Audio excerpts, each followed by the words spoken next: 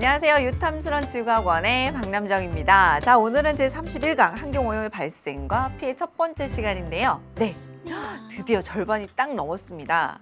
우리가 총 60강에서 절반도 넘었고요. 총 4개의 대단원이 있죠. 그 중에서도 절반을 넘었습니다. 잘하셨어요. 첨언 파트 들어가기 전에 당분간은 조금 쉬울 겁니다.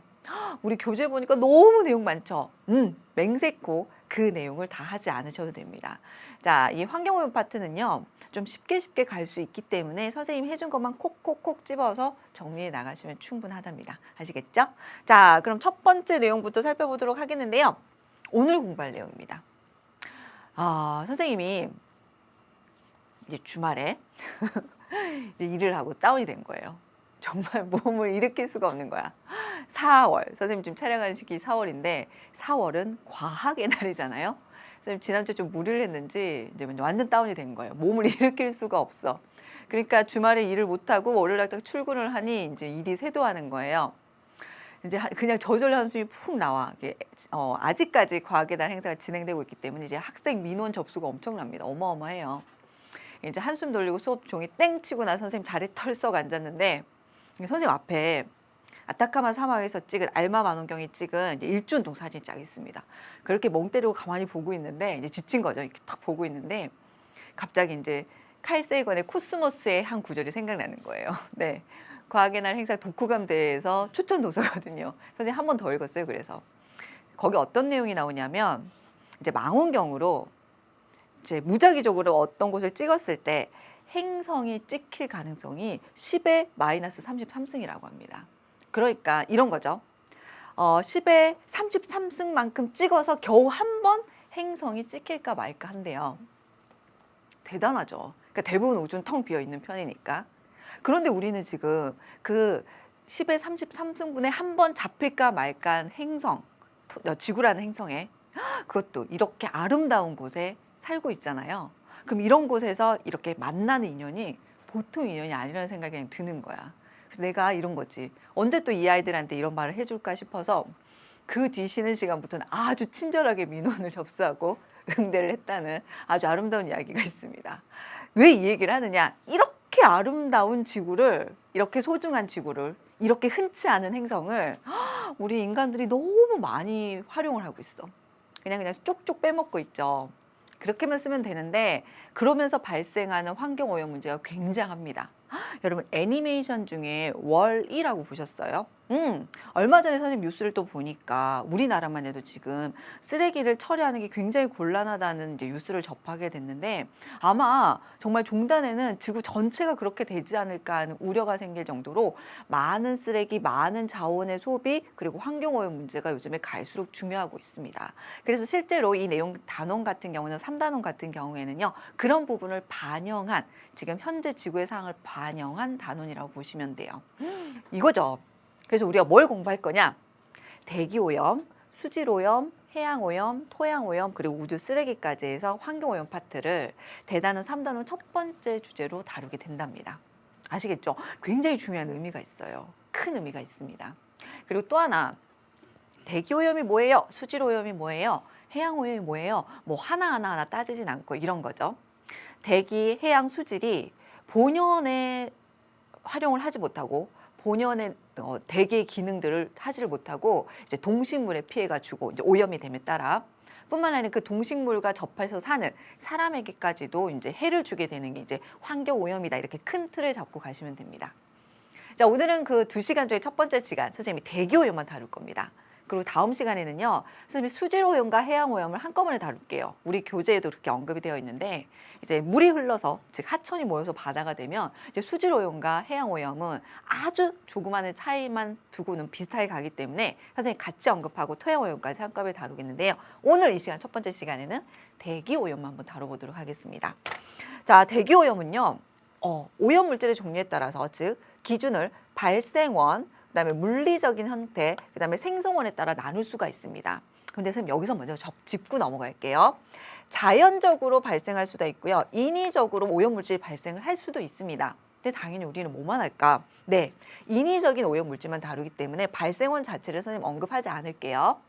자, 두 번째는 물리적인 형태입니다. 이건 뭐냐면요. 기체상 오염물질가 있고요. 기체상 오염물질. 그 다음에 입자상 오염물질 있어요. 입자상. 뭐 이러니까 굉장히 거대한 것 같은데요. 사실 우리가 주로 공부할 내용은 물리적 형태, 즉 기체상 오염물질과 입자상 오염물질만 나눠서 선생님이 공부를 할게요. 그리고 대부분은 기체상 오염물질을 다룰 겁니다. 그럼 입자상 오염물질이 뭔데요? 최근 들어 정말 뉴스에 자주 등장하죠. 바로 미세먼지랍니다. 자, 이런 식으로 접근할 거고요. 생성원에 따라서는 1차 오염물질과 2차 오염물질에 대해서 공부를 할 겁니다. 그런데 교집합을 가져요. 대부분의 기체상 오염물질이 1차 오염물질입니다. 대부분.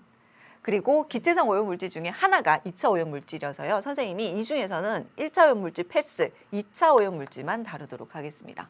가닥이 좀 잡히죠? 이렇게만 정리하면 충분해요. 기준을 잡아주시고요. 그중에서 무엇이 중요한지만 체크해 넘어가시면 됩니다. 됐나요? 자, 그 다음에 이 대기 오염물질에서 빠질 수 없는 현상이 스모그 현상이죠. 자, 스모그 여기서 정리하고 갈게요. 스모그는 뭐죠? 연기와 안개가 결합한 단어입니다. 이런 거지. 환경오염 물질이 안개를 낀 것처럼 자욱하게 껴있는 형태, 이런 걸 스모그 현상이라고 보시면 되는데요. 이 스모그도 우리가 종류를 나눠서 보도록 하겠습니다. 시험에 엄청 잘 나와요. 엄청 잘 나옵니다. 시험 문제 내기도 너무너무 적절한 형태를 가지고 있습니다. 자, 그다음에 대기오염에 영향을 미치는 요소 선생님이 세 가지로 나눠서 볼게요. 바람이 어떨 때, 지형이 어떨 때, 그리고 높이에 따른 기온 분포가 어떨 때에서 세 가지를 나눠서 보도록 하겠습니다. 시험이 어떻게 나올지 감이 오시나요? 네, 그럼 순차적으로 보도록 하죠. 첫 번째, 물리적 형태, 기체상 오염물질 보도록 할게요. 자, 기체상 오염물질입니다. 오염물질이 얼마나 많겠어요, 그쵸? 그중에 선생님이 하나, 둘, 셋, 넷, 5개로 나눠 드릴게요. 네, 이것만 하셔도 됩니다. 아시겠죠? 자, 첫 번째는요, 우리가 일산화탄소라고 얘기합니다. 그리고 쓸 때는 이렇게 써요. CO, 일산화탄소.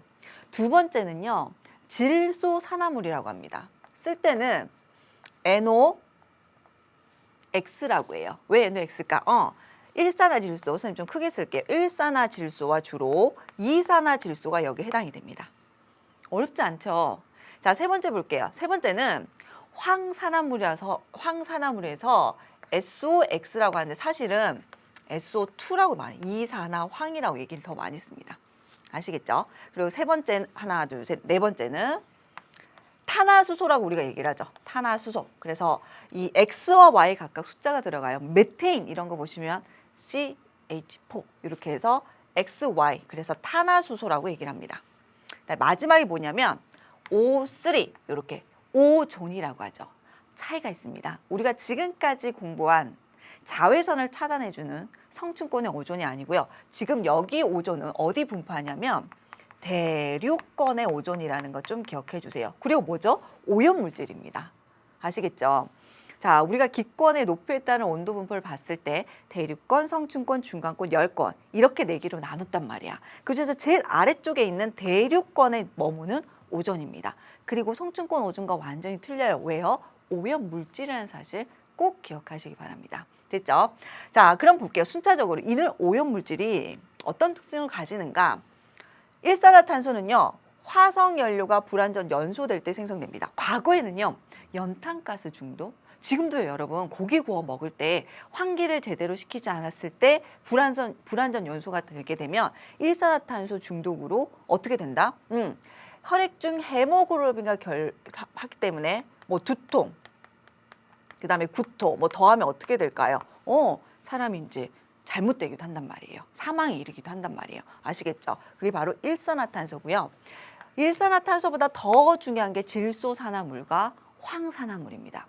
황산화물은 이산화황이 거의 99%라서 황산화물이란 말보다는 이산화황이라는 표현을 더 많이 써요. 자, 볼게요.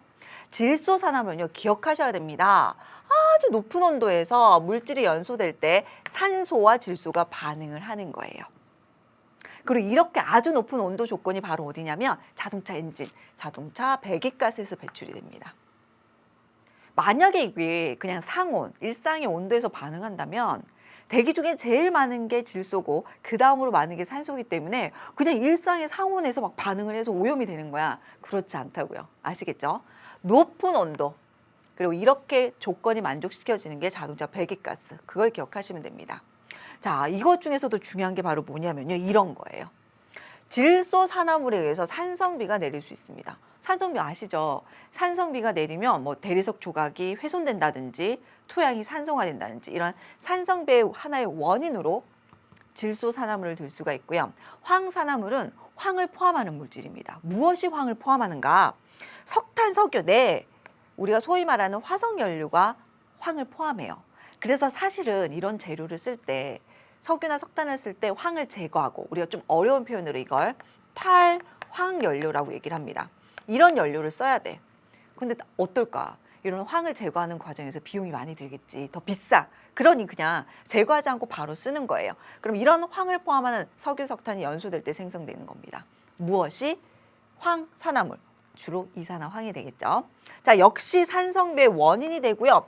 눈여겨보세요. 스모그의 원인도 된다고 합니다. 선생님이 산성비와 스모그는 곧 다시 설명할게요. 자, 그 다음에 탄화수소인데요. 선생님이 이렇게 표현을 했는데 여러분 많이 들어봤을 거예요. 석유, 화학 제품, 페인트, 접착제 등에 사용하는 벤젠, 톨루엔, 포르말데히드 이런 것들이 바로 대표적인 탄화수소라고 얘기를 할 수가 있고요. 그리고 자주 언급되는 게 바로 뭐냐면 휘발성 유기 화합물입니다. VOCS라고도 얘기하는데 휘발성, 잘 날아간다는 거죠. 그러니까 이런 거야. 탄화수소를 포함하는 화합물, 탄화수소류는요. 벤젠, 톨루엔, 포르말데히드, 소위 말해서 새집 증후군이라고 여러분 얘기하는 거 그거 있죠. 그 부분에서 휘발성 유기 화합물, 더 큰 집합인데 같은 말로 우리는 쓸게요. 우리는 화학을 하고 있는 건 아니니까. 그래서 이런 오염물질도 있다는 거 기억하시고요. 다음, 질소산화물이 무엇에 의해서 여러분? 질소산화물, 요거 위에서 얘기했던 질소산화물이 자외선에 의해서 광학 반응을 일으킨다. 여러분, 태양광선이 관여하면요. 물론 자외선도 태양광선의 일부겠죠. 그런 것들을 모두 광화학 반응이라고 합니다. 햇빛이 관여하게 되면. 질소산화물이 자외선에 의해서 광학 반응을 일으켜서 생기는 것으로서 무엇에 반응한다? 역시 스모그인데요. 앞서 스모그와 이름이 틀립니다. 황화스모그와 광화학 스모그가 됩니다. 꼭 기억하셔야 돼요. 이 중에서 시험에 제일 많이 나오는 게 이렇게 세 가지랍니다. 질소산화물, 황산화물 혹은 이산화황 그리고 대륙권의 오존입니다. 그리고 기억해야 될 것, 이들을 가만히 눈여겨보니까 산성비, 스모그에 선생님이 특별히 더 체크를 해뒀죠. 꼭 나올 겁니다. 지금까지 한 게 모두 뭐라고요? 기체상 오염물질입니다. 자, 그럼 뭐도 있다고 했지? 입자상 오염물질이 있죠. 입자상 오염물질이 바로 뭐냐면 미세먼지입니다, 여러분. 요즘에 정말 뉴스에 많이 나오죠. 이 입자가 작으면 작을수록 건강에 해로워요. 좀 크면 뭐 재채기를 한다든지 기관지 등에 걸러져. 그런데 입자가 작으면 작을수록 폐 깊숙이 박히게 되는 거예요. 그래서 건강에 훨씬 해로워서 뭐 심혈관 질환 이런 것들을 유발을 할 수가 있습니다. 그리고 미세먼지에서 해서 많이 언급되는 게 뭐냐면 요즘 뉴스에도 많이 나올 거야. PM10이라든지 뭐 PM 2.5 이런 것들이 표기가 되는데요.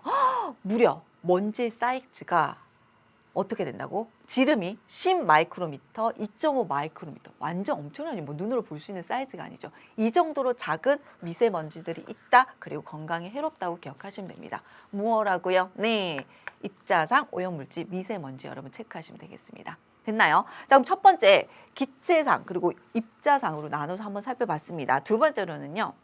생성원. 다시 말해서 1차 오염물질인가 2차 오염물질인지를 볼 텐데요. 대부분 이런 거야. 공장의 굴뚝이라든지 자동차 배기가스에서 바로 대기 중으로 빵빵 나가면 그냥 1차 오염물질. 대부분이 1차 오염물질입니다. 대부분 1차 오염물질인데 얘만, 즉 오존만 2차 오염물질입니다. 보세요. 질소산화물이 자외선에 의해서 광학 반응을 일으켰다. 질소산화물 어디 있었어? 여기 있었죠. 그래서 선생님이 1차 오염물질, 일산화탄소, 질소산화물, 황산화물, 탄화수소는 다 패스할게요. 누구만? 오존만 보겠죠. 그런데 오존을 보기 전에 산성비부터 선생님 보고 넘어갈게요. 짜잔. 자, 이제 2차 오염물질입니다. 산성비 너무 잘해요. 요즘에 하도 문제가 되니까. 왜 이런 말 있죠? 산성비는 국경도 없다 이런 말 들어보셨죠? 대기 오염에 의해서 비가 내리면 산성비잖아요. 우리나라에서 오염이 된 게 아니라도 중국의 오염물질이 우리나라로 오는 거예요. 바람을 타고. 그럼 그리고 비가 내리면 뭐가 되는 거야? 산성비가 내리죠. 국경도 없는 거지. 자, 볼게요. 2차 오염물질에 산성비가 있습니다. 꼭 기억하셔야 돼요. 자, 산성비는 우리가 뭘 산성비라고 하느냐? 대기 중엔 여러분 이산화탄소가 있습니다. 이산화탄소는 약산성이죠. 이게 그냥 물에 녹아내리면 약산성을 띠기 때문에 우리가 무조건 비가 내릴 때 산성비다 이렇게 얘기는 하지 않아요. 그럼 기준이 있어야 되겠죠. 기준이 뭐다? 수소 이온 농도 지수 pH가 5.6 미만입니다. 기억하세요. 완전 내신 시험 문제 내지 좋겠죠. pH 많이 들어보셨죠? 네. pH 수소 이온 농도 지수는요. 7을 중성이라고 합니다. 그리고 숫자가 어떻게 될수록 숫자가 커지면 우리가 염기성이라고 하고요. 숫자가 작아지면 어떻게 된다? 숫자가 작아지면 산성이라고 하죠. 네, 그 pH 지수가 얼마? 5.6 미만인 비를 우리가 산성비라고 정의를 해요. 기억할 거. 자, 두 번째는 산성비는 왜 2차 오염 물질인가? 자동차, 그다음에 공장의 오염 물질 배출. 좀 가닥이 안 잡히죠. 선생님이 이런 건 외우기 좋게 이분법적으로 접근해 줄게요. 자동차 배기가스에서 질소산화물이 나옵니다. 공장에서 석유 석탄을 돌려요. 황산화물이 나오는 거야. 그죠? 앞서 했던 거 기호로 표시하면 NOx와 SOx라고 표현할 수 있습니다. 이런 것들이 대기 중엔 무엇과? 네, 수증기 H2O와 다시 결합을 하는 거예요. 네, 그거예요. 2차 오염 물질이라고 하는 것은 1차 오염 물질이 대기 중에서 물리화학적으로 다시 결합을 하는 거예요. 그래서 2차라고 얘기를 하는 겁니다. 됐나요? 자, 그럼 어떻게 될까? 질소산화물과 황산화물이요. 네, 질산 그리고 황산 이렇게 됩니다. 이제 비가 내릴 때 녹아서 내리는 거야. 그럼 뭐가 될까? 산성비가 되죠. 이런 산성비가 내리면 토양이 뭐가 돼? 토양의 산성화가 유발되겠죠. 토양의 산성화.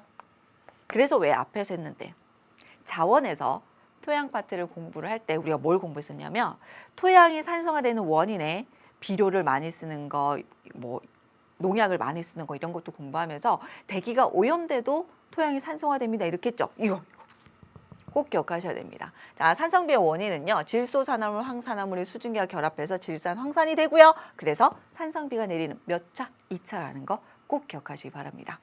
자, 다음은 이것보다 더 중요한 거. 완전 중요해. 자, 짱 중요하죠. 짱 중요해요. 꼭 명심하세요. 선생님이 환경오염 파트 지나고 저 기후 파트 들어가서 성층권의 오존층 파괴할 때 다시 한번 성층권의 오존과 대륙권의 오존을 비교해 드립니다. 근데 지금 어디에만 집중하시면 되냐면 오존, O3예요. 어디에 있는, 네, 꼭 명심하세요. 대륙권에 있는 오존이라는 사실을 계속 생각할 거. 우린 지금 계속 오염물질을 공부하고 있는 거예요. 알았죠? 자, 자동차 배기가스 등에 포함된 무엇이다? 질소산화물이 재료가 되는 겁니다. 자, 볼게요. 그래프 완전 중요해요. 두 개 다 중요합니다. 같은 걸 의미를 하고 있어요. 표현이 다를 뿐입니다. 시간이 나와 있네요. 자, 아침 6시, 낮 12시, 저녁 6시. 그렇죠? 그리고 자정이 되는데요. 자, 지금 보게 되면 NO, NO2, O3입니다. 일산화질소, 이산화질소, 오존이 되네요. 이들이 관계가 있어요. 볼게요. 가만히 보면 일산화질소가 여기 때 피크가 되네요. 어떤 순간에 체크를 했을 때. 그런데 일산화질소가 감소하면서 뭐가? 네, 이산화질소가 증가합니다. 그리고 또 눈여겨볼 건요. 오존은요. 여기서 최고점이네요. 언제일까? 정오 무렵에. 물론 딱 정오는 아니죠. 정오에서부터 한두 시까지 정오 무렵에 뭐가 강할 때? 햇빛이 강할 때. 즉 한낮의 피크점인 걸 알 수가 있습니다. 자, 요 화학식을 조금 볼게요. 이런 거야. 자동차 배기가스에서 질소산화물이 나옵니다. 일산화질소가 나오는 거야. 공기 중에 있는 산소 원자와 결합을 합니다. 그러면 이산화질소가 되죠. 이게 자외선에 의해서 분해가 됩니다. 다시 어떻게? 일산화질소와 산소로. 그러면 이 산소는 본격적으로 공기 중에 있는 산소 분자와 결합해서 O3, 오존이 되는 거예요. 때로는 뭐 탄화수소와 관련해서 옥시된드, 산화성 물질이라고 생각하시면 됩니다. 그러면 어떻게 된다? 이런 대륙권 오존과 산화성 물질들이 무엇을 일으킨다? 스모그를 일으키는데요. 이렇게 자외선이 관이했죠. 이런 스모그를 뭐라고 얘기하냐면 광화학 스모그라고 얘기를 합니다. 됐나요? 이런 거예요. 이산화질소가 자외선에 의해서 광학 반응을 일으켜서 만들어지는 게 무엇이라고? 네, 바로 대륙권 오존이 되는 겁니다. 아시겠죠? 아주 중요합니다. 그러니까 이제 파악이 되죠. 자동차 배기가스에서 일산화질소가 나오는 거예요. 그 일산화질소가 대기 중에 산소와 결합을 해서 이산화질소가 되는데 공기 중에 이산화질소가 자외선에서 다시 분해가 됩니다. 그럼 하나 떨어져 나온 산소 원자와 공기 중에 산소 분자가 푹 결합을 하는 거야. O3가 되겠죠. 네, 대륙권의 오존이 되고 이건 다른 성분들과 함께 스모그를 일으키는 무슨 스모그? 광학 스모그를 일으키는 대표적인 오염물질입니다. 몇 차? 2차 오염물질이에요. 시험에 제일 많이 나와. 오존 다음 중에서 생성원이 다른 것은 이렇게 해서 다른 건 대부분 1차 오염물질인데 오존만 2차 오염물질이라고요. 무엇이 재료가 된다? 질소산화물인 꼭 기억하시고요. 반응에 자외선에 관여하기 때문에 대륙권의 오존은 한낮에 굉장히 많아지는 것이고요. 자외선이 관여해서 그래서 광학 반응이라는 표현을 쓰고 광학 스모그라는 표현을 쓰는 겁니다. 아시겠죠? 자, 그럼 이제는 뭘 해볼까? 스모그에 대해서 한번 체크해 보도록 할게요. 스모그도 완전 시험에 많이 나오거든. 짜잔! 뭐 수능, 내신에서도 객관식, 주관식 가릴 게 없습니다. 스모그는. 이런 형식 선생님들이 내기 되게 좋아하겠죠. 얼마나 좋아. 비교하시오. 설명으로 틀린 것은. 서술형이든 객관식이든 아주 좋죠. 자, 첫 번째 볼게요. 명칭들 볼게요. 어떤 것은 황화 스모그라고 하고요. 어떤 것은 광학 스모그라고도 하네요. 이런 것들이 발생한 명칭, 지역의 명칭을 따서 광학 스모그가 나타난 곳은 로스앤젤레스, 그래서 LA 스모그라고도 얘기하고요. 황화 스모그 같은 경우는 우리가 런던형 스모그라고도 합니다. 런던형이다, LA형이다 이렇게도 표현하는데 런던 스모그, LA 스모그입니다. 런던에서 1952년 초겨울 갑자기 추워진 거야. 석탄을 막 뗀 거죠. 난방을 했는데 황을 제거하지 않았어. 대기 중에 이산화 오염물질들이 마구 나온 거죠. 그래서 이 당시 런던 스모그로 인해서 4만 명이 목숨을 잃었고 4천 명이 목숨을 잃었고 10만 명이 호흡기 질환이 걸린 아주 유명한 사건이 런던형 스모그, 황화 스모그입니다. 자, 원인이 뭐라고 했지? 공장과 가정의 난방 시 초겨울에 나타났다고 했죠. 무엇을 연소할 때?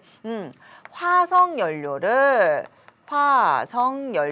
선생님 석탄이라고 했죠. 연소할 때 발생하는 기억합니다. 뭐예요? 이산화황입니다. 그래서 황화 스모그라고 얘기하는 겁니다. 이름 왜 나왔는지 알겠죠?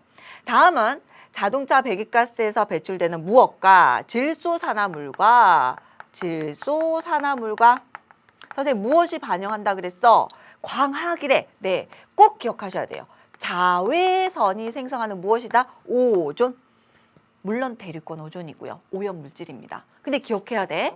광학 스모그에는 사실 이것만 있는 건 아니야. 하지만 우리가 공부하는 대표적인 오염물질 중에는 오존이 들어가는 거야. 어떻게 봐야 되는지 알겠죠? 완전 시험에 잘 나옵니다. 오존.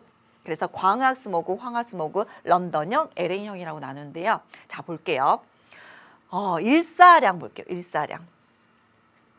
난방을 했대. 어떻길래 난방을 했을까? 일사량이 적었겠죠. 약했겠죠. 광학이야. 뭐가 반영해야 되지? 자외선이다. 여러분, 자외선 지수 우리나라 언제 가장 커요? 한여름. 따라서 일사량이 커야 됩니다. 강해야 돼요. 아유, 이거 하나만 정리하면 시간 계절은 끝. 게임 끝. 자, 일사량이 적은 시간이 언제야? 뭐 새벽이나 뭐 초저녁이나 뭐 이런 시간대가 되겠죠. 초저녁. 일사량이 약한 계절은요. 겨울이 되겠죠, 뭐. 그런데 일사량이 강한 시간은 바로 한낮이 될 거고요. 그리고 일사량이 강한 계절은 여름이 되는 겁니다. 어때요? 일사량만 기억하시면 시간 계절 외울 필요 없겠죠. 또 하나, 난방 때 사용했다. 광학이다. 자외선이 관여한다. 이것만 생각하셔도 일사량을 접근할 수가 있습니다. 사실 우리 교재에는 런던형 스모그, LA형 스모그가 잘 발생하는 역전층의 종류까지 나와 있어. 자, 그런데 선생님이 곧 다루게 될 겁니다. 자, 선생님 말을 기억하세요, 꼭. 우리가 곧 역전층이라는 걸 공부를 할 텐데요. 사실 지구과학 원 과정에서는요, 역전층이라는 용어조차도 자주 언급하지 않습니다. 물론 그 현상은 공부하지만 그걸 역전층이라고 표현하지 않아요. 왜? 네, 뭐 단열 변화 등을 공부하면서 여러분이 절대 안정한 역전층은 지구과학 2에서 공부하는 내용입니다. 무슨 말을 하고 싶은 걸까? 역전층이랑 용어도 많이 쓰지 않는데 역전층의 종류를 여기 나와 있는 것은 침강, 역전, 복사, 역전 아주 세밀하게 구별해서 할 필요는 없다는 거예요. 아시겠죠? 하지만 그 과정 기억하셔야 됩니다. 어디까지만 해야 되는지 선생님이 정리해 드리도록 할게요. 자, 지금 방금 스모그 완전 중요하다고 했어요. 자, 다음 넘어가도록 하겠습니다. 자, 이제 세 번째 마지막 주제예요. 지금까지 계속 대기오염만 얘기하고 있는 겁니다. 대기오염에 영향을 미치는 요소, 가장 큰 그림을 그려보자. 자, 오염물질이 있어. 근데 여러분, 오염물질이 잘 확산, 퍼지지 않는데 그 말은 무슨 말이랑 똑같아? 오염물질이 한쪽에 오래 머문다는 거겠지. 그럼 농도가 어떻게 될까? 증가한다. 그럼 이런 특징을 가질 수 있는 바람은 어때야 되고 지형은 어때야 되고 고도, 높이에 따른 기온은 어때야 되는지만 판단하면 돼. 뭐 오염물질이 한쪽이 잘 모여 있고 잘 흩어지지 않은데 그럼 바람이 어떨 때야? 약할 때. 쉽죠? 그래 보세요. 지형은 어때야 될까? 움푹 파여 있으면 어떨까? 거기 체류되어 있어서 오염물질이 멀리 가지 못하니까 오염 농도가 점점 높아지겠죠. 그런 곳이 대표적인 게 계곡이라든지 분지형에서 이런 특징이 나타납니다. 자, 다 필요 없어. 제일 중요한 건 이거예요. 고도에 따른 기온 분포. 자, 우리 공부했던 거 한번 복습 한번 해볼까요? 보이려나? 자, 선생님 이렇게 할게요. 기온이고요. 높이입니다. 아주 옛날에 네, 1단원 때 기억 저 먼 곳에 있던 대륙권의 기온 분포를 선생님 간략하게 표현하면요. 이렇게 된다고요. 그렇죠. 그래서 몇 개의 층으로 나눴죠? 4개의 층으로 나눴습니다. 어떻게 됐죠? 대륙권, 그리고 성층권, 그리고 중간권, 그리고 열권이에요, 여러분. 이게 기억나죠? 네, 선생님이 계속 대륙권의 오전이라고 하는 건 제일 아래쪽 칸에 있는 이 대륙권을 의미했던 겁니다. 그런데 보세요. 높이 올라갈수록, 여기가 높이예요. 높이에 따른 기온 분포를 가지고 선생님이 뭐라고 했냐면 대륙권은 높이 올라갈수록 기온이 어떻게 되지? 낮아져. 즉 아래쪽에 따뜻한 공기가 있고 위쪽에는 찬 공기가 있어. 무거운 게 위에 있네? 자꾸 내려오려고 해. 자꾸 올라가려고 해. 무슨 현상이 있어? 대류 현상이 있어. 그래서 뭐라고 했지? 불안정해. 이렇게 했다고요. 상대적으로 성층권은 높이 올라갈수록 온도가 높아지는 성층권 같은 경우는 안정한 층이라고 했습니다. 기억나시죠? 이 내용도. 자, 보세요. 우리는 성층권까지는 다루지 않을 거예요. 일반적으로 대륙권은요. 높이 올라갈수록 온도가 어떻게 돼야 된다? 낮아져야지 일반적이에요. 왜? 지표에서 복사율을 내기 때문에 지표에 제일 가까운 제일 높이가 낮은 쪽에서 온도가 높고요. 높이 올라갈수록 온도가 낮아져야 된다고요. 이게 일반적이라고요. 됐죠? 그런데 일반적이지 않더래. 짜잔. 자, 무슨 말인고 하니? 자, 전제 조건입니다. 지금 설명하는 높이들은요, 최대가 뭐 800m, 뭐 800m, 뭐 요 정도. 그래서 선생님이 말하고 싶은 건 뭐냐면 대부분 대륙권에서 해결을 해요. 방금 우리가 공부했던. 일반적인 대륙권은요, 여기가 지표면이겠죠? 지표면. 지표면에서 높이 올라갈수록 어떻게 된다고? 온도가 낮아져야 돼. 왜? 지표에서 뭘 내? 열을 내잖아. 우리가 그걸 뭐라고 하지? 지표의 복사열이라고 해요. 지금 가 그림이 일반적인 대륙권의 온도 분포입니다. 그렇죠. 높이 올라갈수록 온도가 점점 어떻게 돼? 두 지점을 쭉쭉 연결하면 어떻게 된다? 온도가 낮아지더라. 그럼 어떻게 돼요? 위쪽에는 차고 무거운 공기가 있고 아래쪽에는 따뜻한 공기가 있으니까 어떻게 된다? 이렇게 오르락 내리락 하는 대류 현상이 있어. 어때? 불안정해. 그렇지. 여기까지 공부를 했어. 그럼 봐봐요. 공기가 위아래로 움직여. 뭐라고 표현할 수 있을까? 확산된다고 할 수 있지. 오염물질이 체류하지 않겠죠. 퍼져나갈 거예요. 이런 온도 분포를 가지면 높이에 따른 온도 분포가 오염물질은 농도가 진해지지 않아요. 대기오염 농도가 크지 않습니다. 그런데 뭐가 문제야? 짜잔. 나와 같이 된대. 보세요. 똑같은 높이인데 다시 말해서 대륙권이야. 가 그림과 달라. 높이 어디까지요? 600m를 보시게 되면요. 아니, 여기가 지표면인데 높이 올라갈수록 온도가 어떻게 돼? 온도가 점점 높아져. 즉 위쪽에 어떤 공기? 따뜻한 공기, 아래쪽에 어떤 공기? 찬 공기가 분포해. 이렇게 되면 어떡해? 차고 무거운 게 아래에 있고 따뜻하고 가벼운 게 위에 있어요. 이럴 경우에 600m 아래쪽은 어떻게 된다? 여기는 우리가 안정하다고 표현하죠. 이렇게 되면 어떻게 될까? 600m 아래쪽에는 안정하기 때문에 공기의 움직임이 없어요. 어떻게 될까? 그렇지. 앞서 정리한 것처럼 오염물질이 어떻게 된다고요? 확산되지 않아. 다시 말해서 무엇한다? 체류하겠죠. 따라서 어떻게 된다? 오염 농도가 엄청나게 커질 거예요. 됐죠? 왜 이런 현상이 나타나는지만 이제 해결을 하시면 됩니다. 자, 여기가 뭐라고요? 높이가 0, 지표면이야. 여러분, 지표면은 땅입니다. 땅은 비율이 좀 작은 편이야. 쉽게 얘기해서 온도가 태양이 있을 때 온도가 확 올라가지만 태양이 지고 나 온도가 뚝 떨어지는 거야. 그럼 어떻게 될까? 지표면이 냉각이 되겠지. 냉각이 되면 그 냉각된 지표 바로 위쪽에 있는 공기 온도는 어떨까? 공기 온도가 낮아진다, 차지는 겁니다. 그래서 갑자기 온도 분포가 뒤집어지는 거예요. 그래서 이 높이의 분포를 뭐라고 한다? 원래 상황과 다르다 그래서 역전되었다 그래서 역전층이라고 합니다. 우리가 그냥 사실은 제일 중요한 건 높이 올라갈수록 온도가 높아진다, 대륙권 내에서. 그래서 안정하기 때문에 오염 농도가 커진다. 이게 메인으로 더 중요해요. 그런데 이걸 매번 설명하게 그러니까 조금 지우각 투에 있는 용어까지 가지고 와서 역전층이라고 표현까지 해버리는 겁니다. 아시겠죠? 물론 내신에서는 무엇이라고 부르는가, 역전층이라고 하고 어떤 특징이 있는가 이렇게 서술하시오까지 낼 수는 있어요. 하지만 뭐라고 엄밀하게 따지면 이 용어 자체도 조금 쓰는 걸 꺼려야 한다고요. 왜냐하면 우리 시험 문제 요즘에 수능에서는 교육과정을 반드시 지켜야 되거든요. 학교 내신에서도 교육과정을 벗어나면 안 돼요. 감사가 나와요. 아시겠죠? 그러니까 그런 부분은 좀 고려하시면 됩니다. 자, 다하 그림은요. 나하 그림이랑 똑같아요. 어때요? 그래프를 볼게요. 그래프가 이렇게 돼 있죠. 네, 이 그래프를 보여주고 있는 겁니다. 자, 이 높이가 바로 뭘까? 여기 보이는 한 600m 정도 되는 거죠. 이런 거야. 이 아래쪽은 굉장히 대기가 안정해요. 대기에 움직임이 없어. 다시 말해서 확산이 없어. 그런데 이 높이의 굴뚝에서 연기가 나온다면 연기가 어떻게 될까? 오염물질들이 멀리 확산되지 않고 계속 이 높이에 머물게 되는 겁니다. 굉장히 오염 농도가 커지겠죠. 그래서 항상 기억할 것. 자, 역전층 같은 경우에는요. 대기가 안정하다도 중요하지만 항상 무엇과 연결시켜라? 오염물질이 확산되지 않는다. 오염물질이 체류된다. 오염 농도가 굉장히 커진다를 연결시켜서 정리를 하라는 겁니다. 자, 그럼 또 이것도 볼게요. 조금 더 생각이라는 거 할 수가 있어. 짜잔! 자, 역전층의 생성과 소멸입니다. 왜 기온이 갑자기 바뀐다 그랬지? 높이에 따라서? 땅이 갑자기 냉각됐다고 했죠. 그걸 아주 어려운 말로 우리가 뭐라고 얘기하냐면 복사냉각이라고 얘기합니다. 복사냉각이라고 얘기합니다. 굉장히 어려운 말이에요, 사실은.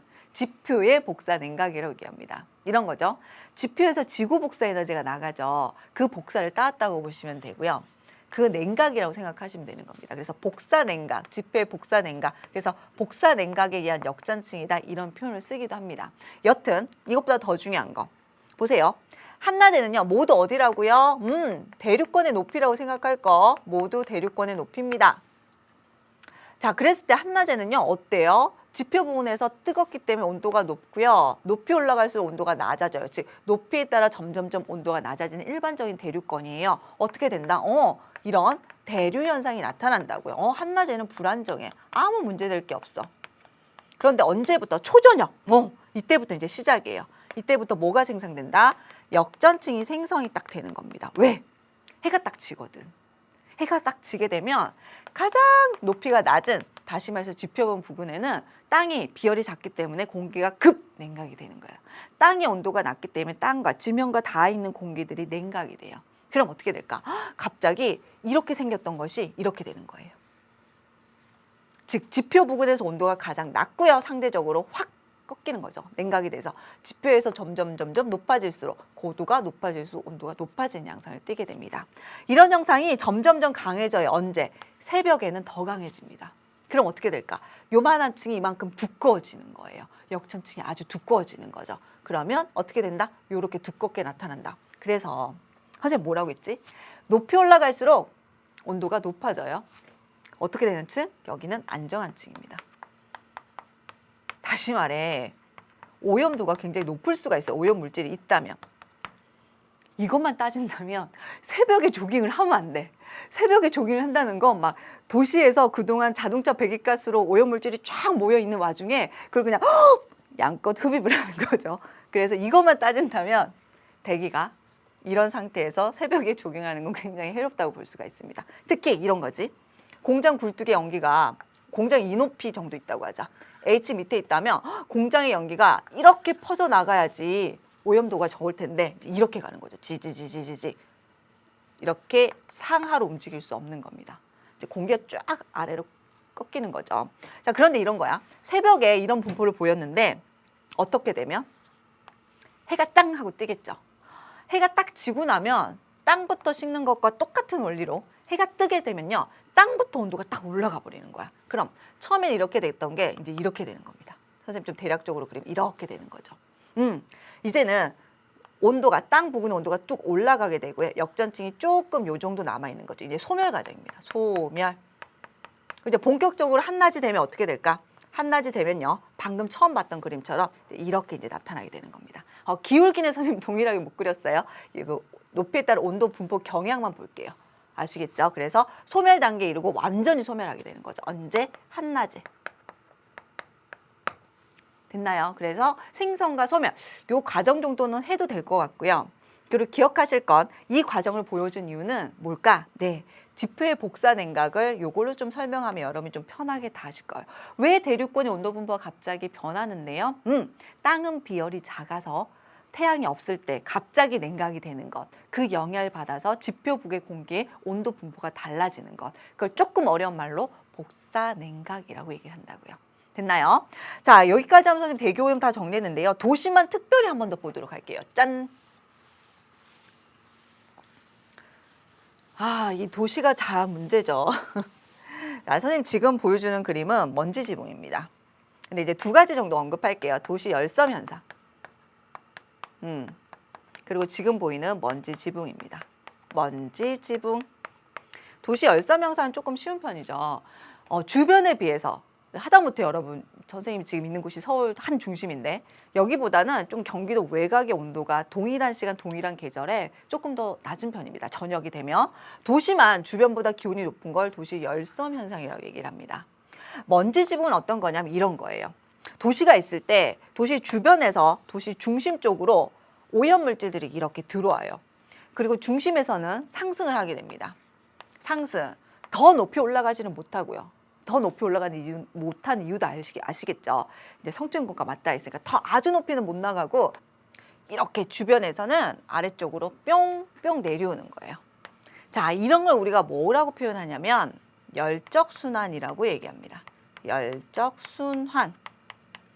다시 말해 이거죠.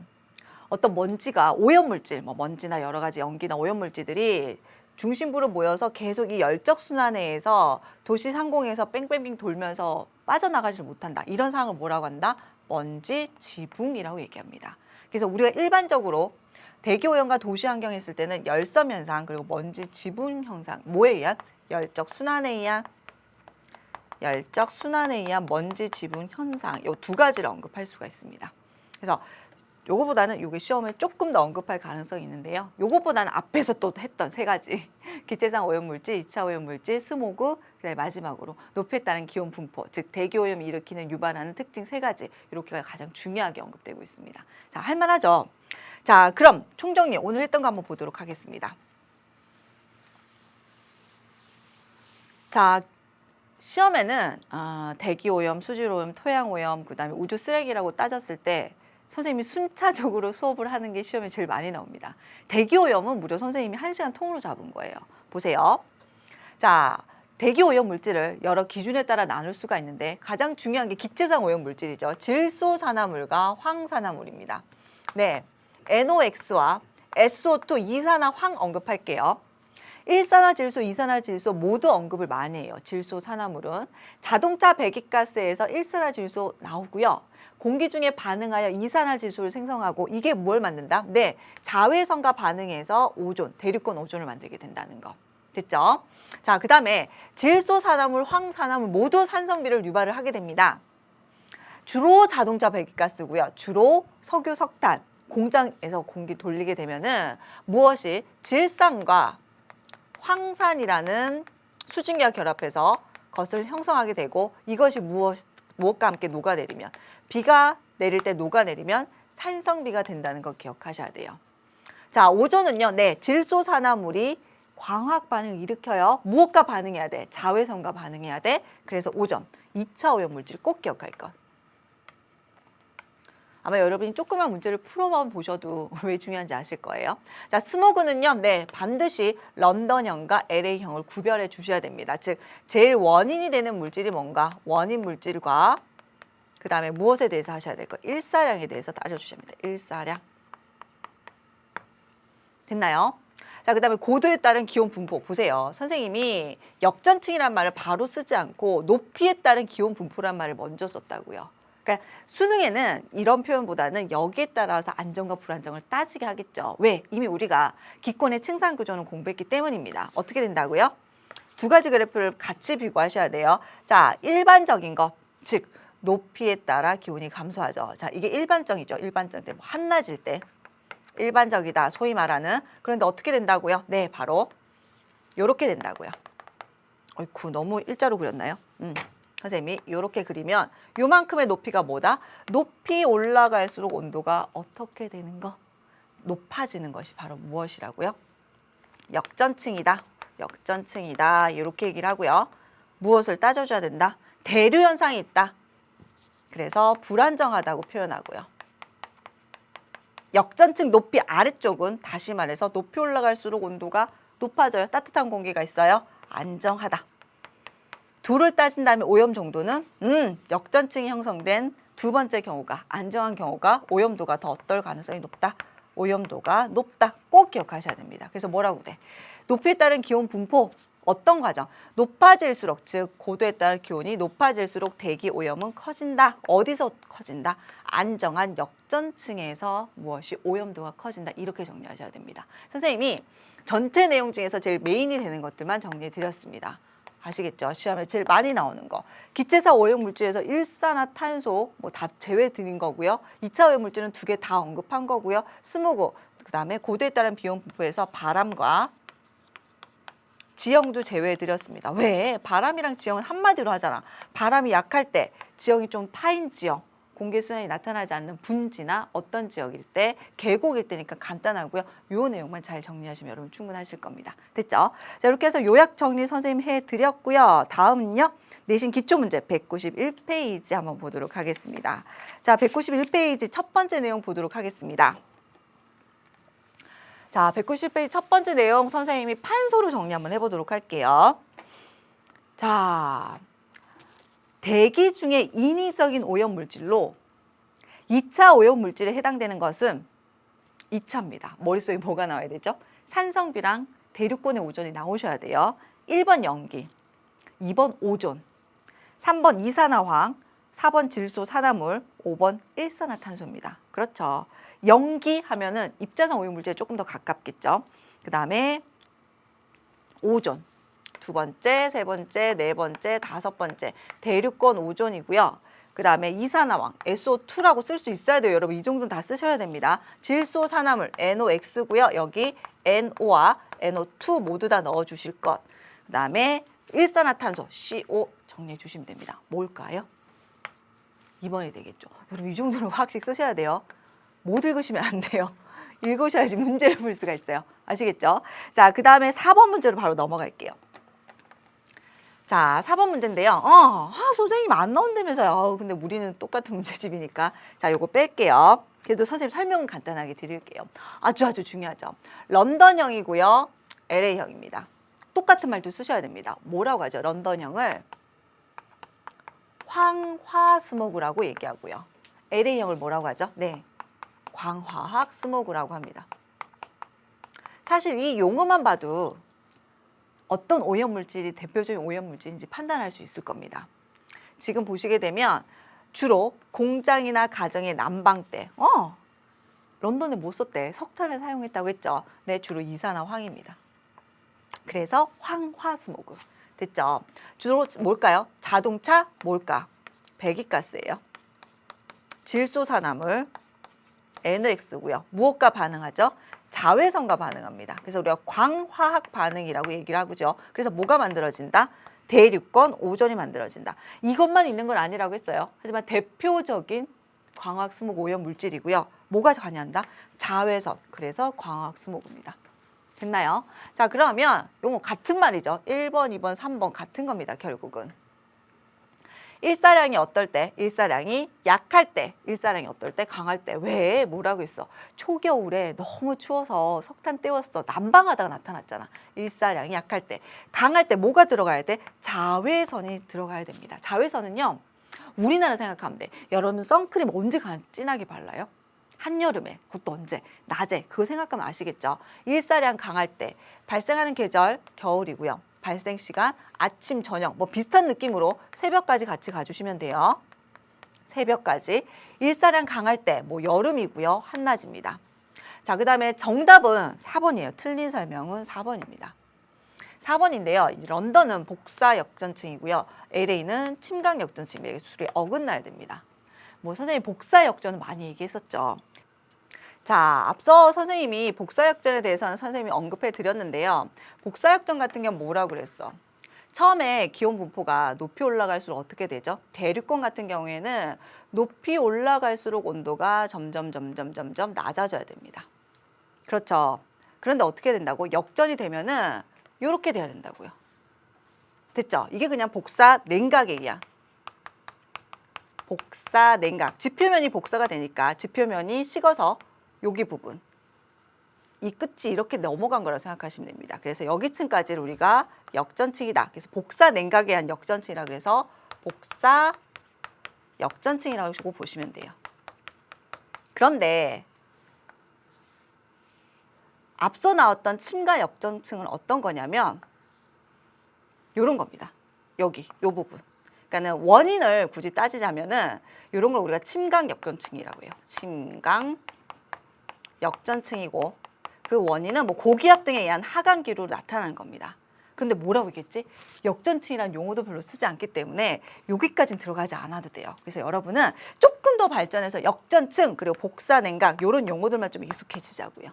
아시겠죠? 자, 그럼 이제 다 파악이 됐을 거야. 봐요. 선생님 맨 처음에 정리할 때 왜 여러 가지 기체상 입자 물질 중에서 무엇에 대해서 선생님이 처음 언급했을 때 황산화물 질소산화물, 그리고 황산화물, 그리고 오존에 대해서 선생님 조금 더 중요합니다. 이렇게 얘기했었죠. 세 가지에 대해서 언급을 했었고, 물론 일산화탄소 같은 것도 중요하죠. 왜 중요한지 이제 파악이 됐죠. 자, 각각은 산성비, 질소산화물, 산성비, 그 다음에 황산화물도 뭐가 나타나죠? 산성비가 나타나고요. 이산화황, 특별히 무엇이다? 네, 황화, 스모그 언급할 수가 있다고요. 오존은요? 그렇습니다. 바로 오존이 광화학, 스모그 생각할 수 있고요. 이제 넘어와야 되겠죠. 오존 같은 경우는 질소산화물과 질소산화물과 무엇이 플러스 되었을 때 자외선이 플러스 되었을 때 나타나는 광화학 반응으로 나타나는 몇 차 오염물질? 2차 오염물질 이렇게 정리한다고요. 그래서 여러 중에서 이들을 제일 먼저 기억하셔야 됩니다. 아시겠나요? 그리고 각각의 간략간략한 화학식을 쓰고 읽을 수는 있어야 돼요. 여러분 화학은 다 하셨죠? 그 정도는 쓰고 읽는 거 충분히 하셔야지 여러분 문제에 나왔을 때 파악을 할 수가 있습니다. 됐나요? 자, 이렇게 하면 선생님이 전체적인 1차 내용은 다 정리해 드렸고요. 다음 시간에는 제32강 환경오염 발생과 피해 두 번째 시간이 되겠는데요. 두 번째 시간에는 나머지 수질, 해양, 토양 그리고 우주 쓰레기까지 다루지 않도록 하겠습니다. 자, 오늘도 긴 시간 수고 많으셨습니다.